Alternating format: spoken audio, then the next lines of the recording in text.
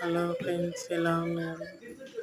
బాగున్నారా? ఈ వీడియో వచ్చేసి సండే రోజు రొట్టె చికెన్ కర్రీ. మీలో ఎంతమందికి ఇష్టం ఇలా కలుపుకొని తినడం? ఎంతమందికి ఇష్టమో చెప్పండి. నేను ఆ రోజు మాత్రం చికెన్ కర్రీ రొట్టె కాంబినేషన్స్ బాగున్నాయి. మీరు కూడా ట్రై చేయండి వీలైతే. ఓకే.